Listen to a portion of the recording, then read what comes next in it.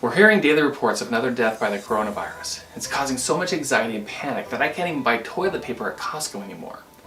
Is all this panic justified? Or do we need to step back and take a deep breath? In today's video, I'm going to help you gain a little perspective by comparing the effects of the coronavirus to the much more common disease, influenza.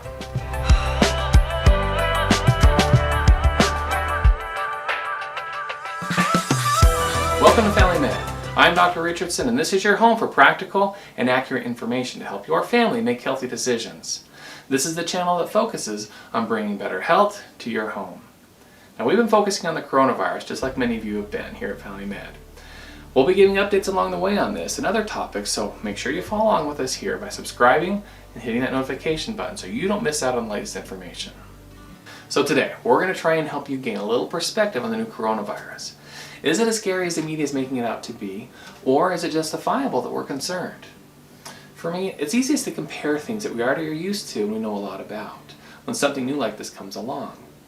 The hardest part about all of this is that we still don't know a lot about it, but day by day, more information is coming out that sheds light on the situation. Now, we are very familiar with influenza. We have outbreaks every year. Every year, a doctor bugs you about getting your flu shot, but most don't for a multitude of reasons. This is unfortunate because every year, thousands of people die from influenza. To date, in the United States, over 18,000 people have died this season. Last season, there was an estimated 34,000 deaths. And in 2017 and 2018 season, there were over 60,000 deaths from the flu. Can you imagine if every news station listed this daily death count of influenza? If so, I think we might be able to convince a few more people to get their flu shots. But how does this compare to the coronavirus? Which is worse? Which is more deadly?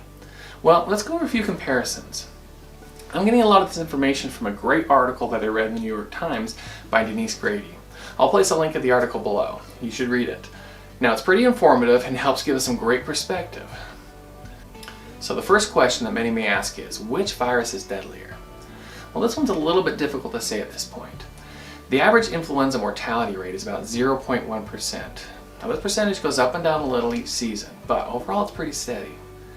Now, that may not sound like much, but when you think about how many people get infected every year, then the death toll really starts to add up. Now, we're not quite sure what the death rate will end up being with the COVID-19 virus.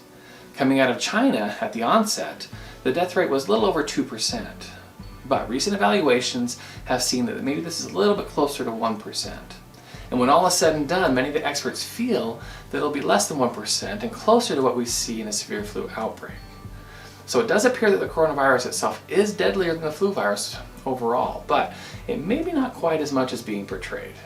It is still bad enough, though, to work on preventing its spread. The next question that was brought up in the article is, which virus is more contagious? Now, it appears so far that the coronavirus is more contagious than your typical influenza virus strain. An article in the New England Journal of Medicine had an estimate that right now, each person who gets a virus is likely to infect 2.2 other people. Now, your patient with a typical influenza strain affects about 1.3 people. Now, all this data is very difficult to see if it's even accurate, as many people with a coronavirus or even the influenza virus have minimal to no symptoms. Overall, though, it does appear that it is a little more infectious. The next question that's brought up is, who's at greater risk from these infections? There are some similarities here. Both the influenza and coronavirus will affect the elderly and those who are older with other medical conditions such as diabetes and heart disease. As well, in China, men seem to be more affected, but this may be more due to the fact that there's a higher rate of smokers in China. For some reason, though, we aren't seeing as many children being affected by the coronavirus. They've been tending to get more mild diseases compared to influenza, which does tend to cause more serious disease in children. Okay, next question. Which can get you more sick, the coronavirus or influenza? Well, this is one that we don't have a lot of answers to. For the coronavirus, it appears that 80% of those who sought medical attention for it tend to have mild to moderate symptoms. Now, the data from China shows that 15% had severe symptoms, while the other 5% ended up being in critical condition. So far in the United States, upon filming this, there's about 99 people with the disease, with one fatality. Now, in contrast, in the United States, we've had over 32 million cases of the flu, 310,000 hospitalizations, and over 18,000 flu deaths. It's important to remember as well that without the flu vaccine, this would be much worse. And none of us were here around to remember the great pandemic of 1918, where close to 800,000 in the United States and over 50 million worldwide died. So the fact of the matter is, influenza is much more prevalent and very deadly. Time will tell what happens with the COVID-19 virus, so it's too early to tell. If the new coronavirus does become widespread, it certainly can be a dangerous virus as well. So the next question that I get is whether there's a vaccine for the coronavirus. Well, the answer to this is no. They're certainly trying to develop one, but it can be a year or two before they're ready to be distributed on a mass scale to do any good. Now, we obviously know that influenza has a vaccine that can be effective in preventing the flu in the individual, as well as decreasing its spread throughout the community. It's still flu season, so we're still recommending that you get your flu shot if you haven't already. So the next question we get is if there are treatments available. For the coronavirus, there's not. The only care that we give is called supportive care. That's basically giving fluids, oxygen, helping to breathe, and treating other secondary problems that come up. For influenza, it's fairly similar. Typically we do supportive care as well. However, with influenza there are some treatments available that can help decrease how long you have symptoms, as well as sometimes prevent you from getting it if you take it after being exposed. And finally, can you easily test for it? With coronavirus, the answer is no. There are tests, but they're not readily available.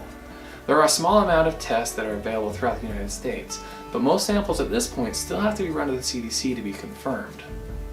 We have to be very selective on who we test and are reserving it for those who are the sickest, who have symptoms and have known exposures or high-risk exposure to somebody who's had it. For influenza, the tests are readily available. I have them in my own office and we can get the results in a few minutes. So those are some of the differences between the two viruses. One of them is new, doesn't have a lot of information about it, and because of that, it can be very scary. It's definitely something that we need to take serious and take precautions about. But it's also helpful to get some perspective, especially side by side with something like influenza. Influenza still kills many more people than the coronavirus every day. Let's use this opportunity to take both viruses serious and take the right precautions to protect ourselves and our communities. I'm not trying to minimize the potential seriousness of the coronavirus. It's very likely that the virus may spread and cause still more issues. However, hopefully seeing these things side by side can help you understand the proper amount of concern that you should give this matter. We still need to be cautious and take precautions to protect ourselves. Now, so you can learn new ways about how you can protect yourself from the virus, keep watching my video right here. And to learn more information about the coronavirus, then keep watching right here. Now, this is a changing story all the time. We'll try and keep you updated with any of these changes that come.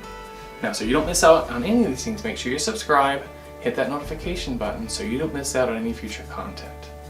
Well, thanks for watching. This is Family Med with Dr. Richardson. And remember to take care of your body, because it's the only one you have.